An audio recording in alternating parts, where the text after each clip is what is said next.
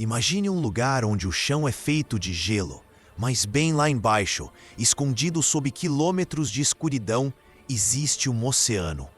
Não um lago pequeno, um oceano tão vasto que contém mais água do que todos os mares da Terra juntos. E o mais incrível, esse lugar não está em um planeta, está em uma lua. Uma das muitas que orbitam Júpiter, o gigante do nosso sistema solar. Hoje, cientistas acreditam que, nesse oceano alienígena, pode haver algo que mudaria para sempre a nossa compreensão do universo. Vida.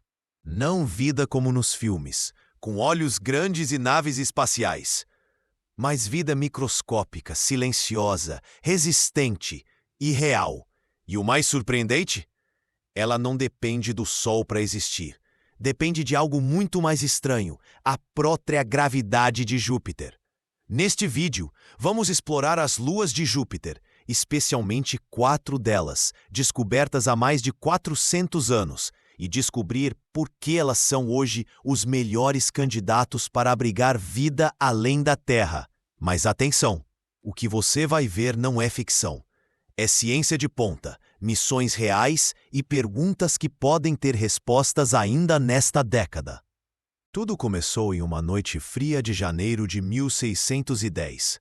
Um homem chamado Galileu Galilei apontou um telescópio caseiro, com lentes que hoje pareceriam brinquedo, para o céu e viu algo que desafiaria a Igreja, a ciência e toda a visão humana do cosmos.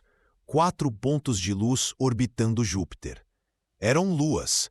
Sim, luas girando em torno de um planeta que não era a Terra. Naquela época, isso era quase heresia. Mas hoje, sabemos que essas 4 luas, Io, Europa, Ganimedes e Calisto, são mundos em si mesmos, cada um com suas características únicas, orbitando Júpiter. Elas são mundos complexos, com geologia ativa, oceanos escondidos e, talvez, os ingredientes certos para a vida. Júpiter, por si só, é um monstro, 11 vezes maior que a Terra, feito quase todo de hidrogênio e hélio, com tempestades que duram séculos. Mas ele não é habitável. O segredo está nas luas que ele comanda com sua gravidade implacável. E é essa mesma gravidade que, paradoxalmente, pode estar criando os berços da vida mais improváveis do sistema solar. Mas como é possível que luas tão longe do Sol, onde a luz é fraca e as temperaturas caem abaixo de menos 160 graus, tenham oceanos líquidos? A resposta está em uma força invisível, mas poderosa, a gravidade de Júpiter. Enquanto a Terra é aquecida pelo Sol, essas luas são aquecidas por dentro. Júpiter é tão massivo que sua gravidade puxa, estica e espreme suas luas como se fossem bolas de massinha. Esse processo, chamado aquecimento por maré, gera calor interno suficiente para derreter gelo e manter oceanos líquidos por bilhões de anos. E não é só Júpiter que faz isso. As próprias luas se influenciam. Io, Europa e Ganimedes estão presas em uma dança gravitacional precisa, uma chamada ressonância orbital. Para cada órbita de Ganimedes, Europa dá 2 e Io dá 4. Essa sincronia mantém suas órbitas levemente ovaladas, garantindo que a espremida nunca pare. É como se o sistema inteiro fosse uma máquina de gerar calor e, por acidente, talvez, de gerar vida. Vamos começar pela mais extrema, Io. À primeira vista, parece um mundo condenado. Sua superfície é um mosaico de amarelo, laranja e vermelho, cores de enxofre e lava. Io é o corpo mais vulcanicamente ativo do sistema solar. Tem mais de 400 vulcões em erupção constante, alguns lançando plumas de gás a 500 quilômetros de altura. Tudo isso por causa do brutal aquecimento por maré de Júpiter. A gravidade do gigante puxa Io com tanta força que seu interior se aquece a mais de 1.200 graus Celsius. Mas aqui está o paradoxo. Embora Io seja um inferno estéril, sem água, sem gelo, sem chance de vida, Ele é essencial para entender como mundos gelados podem abrigar vida.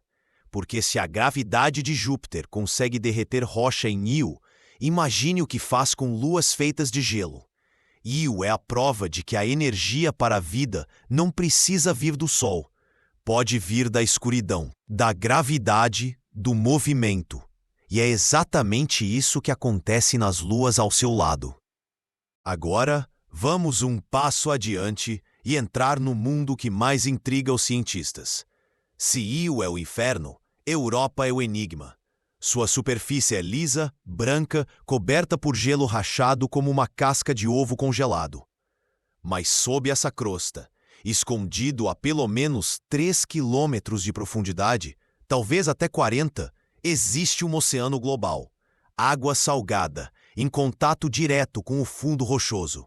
E isso é crucial, porque na Terra, nas profundezas dos oceanos, perto de fontes hidrotermais, encontramos ecossistemas inteiros que vivem sem luz solar, alimentados apenas por química e calor geotérmico. Se a Europa tem fontes semelhantes, ela tem tudo o que a vida precisa: água, energia e elementos químicos.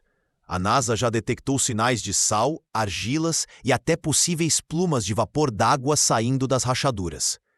E em outubro de 2024, uma nave partiu em missão para descobrir a verdade: a Europa Clipper. A Europa Clipper não vai pousar, mas fará algo quase tão bom. Entre 2030 e 2031, ela realizará quase 50 sobrevoos rasantes sobre a superfície de Europa, a apenas 25 quilômetros de altitude. Equipada com radar de penetração no gelo, espectrômetros e câmeras de alta resolução, ela vai mapear a espessura da crosta, analisar a composição química das rachaduras e caçar sinais de plumas ativas. Se houver vapor saindo do oceano, a Clipper poderá cheirar sua composição sem nem tocar o solo. E o que os cientistas esperam encontrar? Moléculas orgânicas, sais, talvez até hidrogênio molecular, um sinal claro de atividade hidrotermal. Encontrar isso não provaria que há vida, mas provaria que as condições para ela existem. E isso, por si só, seria uma das maiores descobertas da história da humanidade. Porque se a vida surgiu 2 vezes no mesmo sistema solar, ela provavelmente está por toda parte. Mas Europa não está sozinha. Logo além dela, orbita Ganimedes, a maior lua do sistema solar, maior até que o planeta Mercúrio. E Ganimedes tem um segredo ainda mais surpreendente.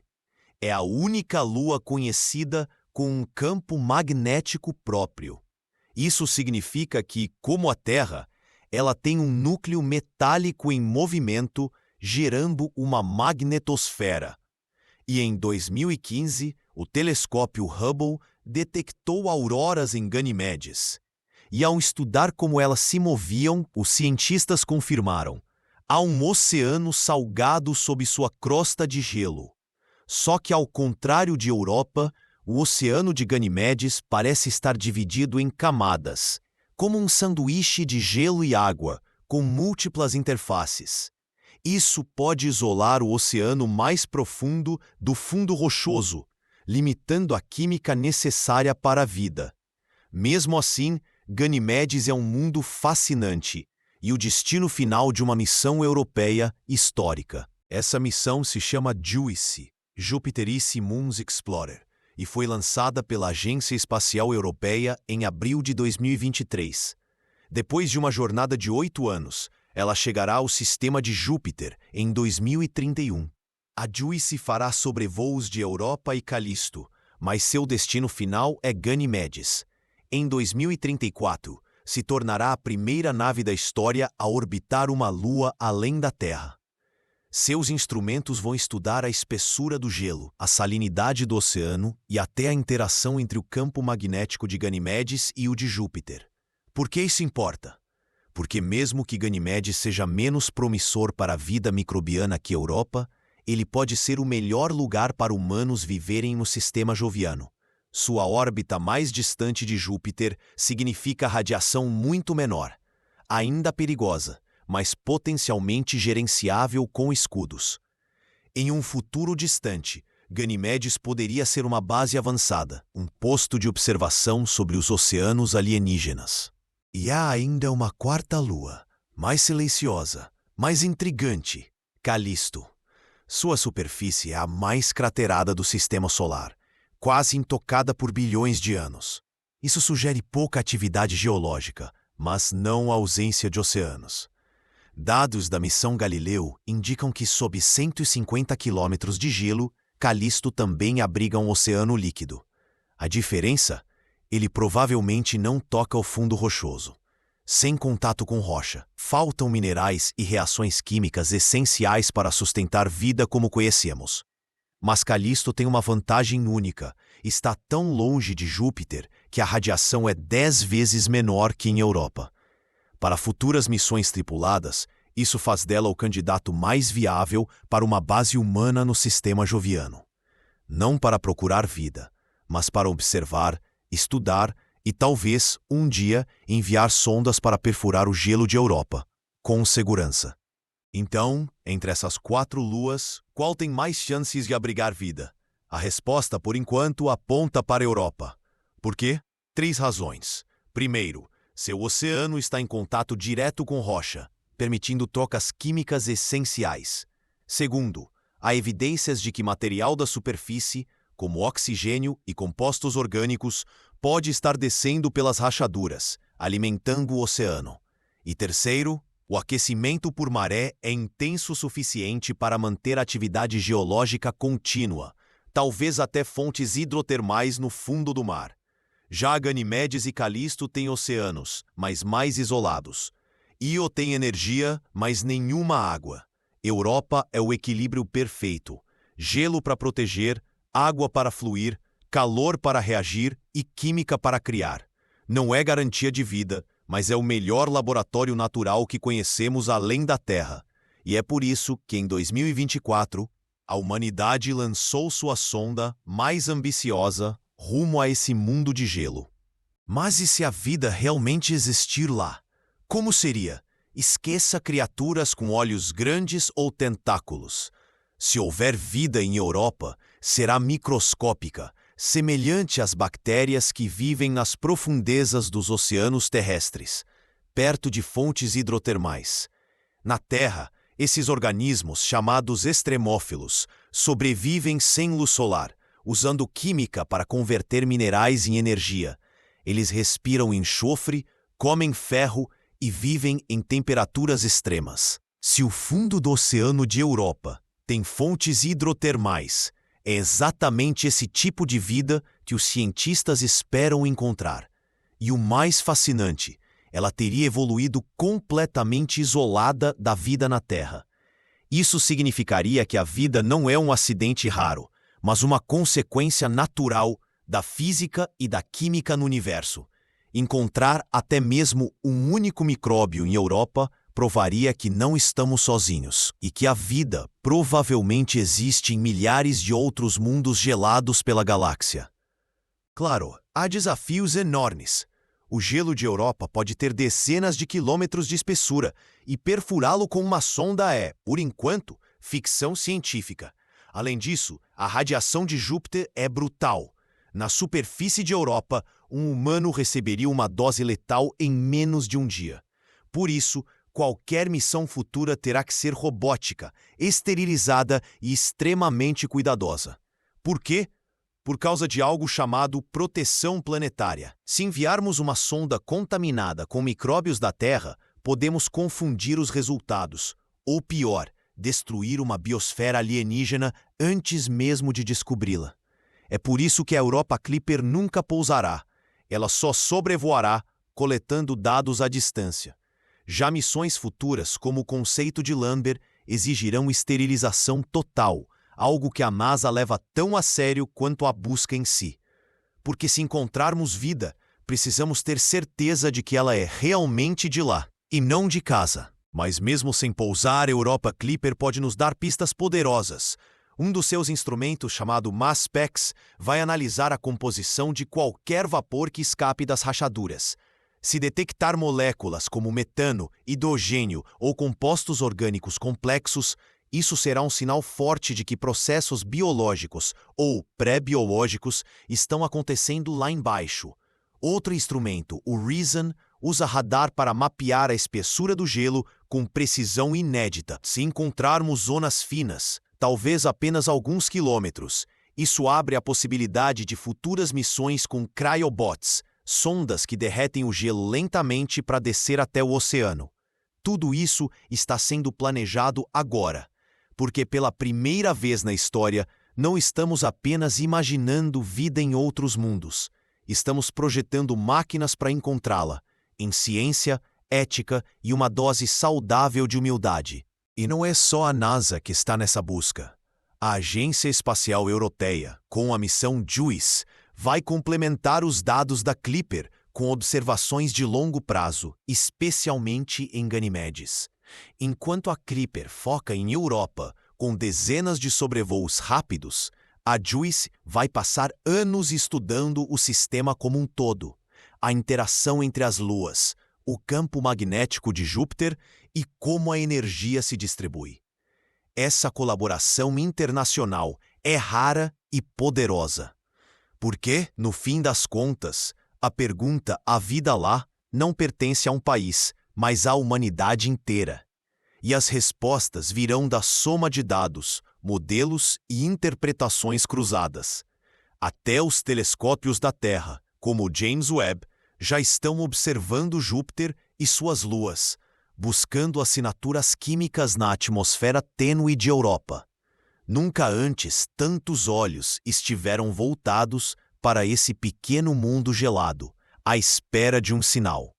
Mas vamos ser honestos. Pode ser que não encontremos nada. Pode ser que os oceanos de Europa sejam estéreis, frios, escuros e quimicamente inertes. E isso, surpreendentemente, também seria uma descoberta monumental, porque significaria que, mesmo com água, energia e química, a vida não surge automaticamente. Que há algo mais, talvez raro, talvez único, na história da Terra. E isso nos colocaria em uma posição ainda mais especial no cosmos. A ciência não tem medo de respostas negativas. Elas nos ensinam tanto quanto as positivas.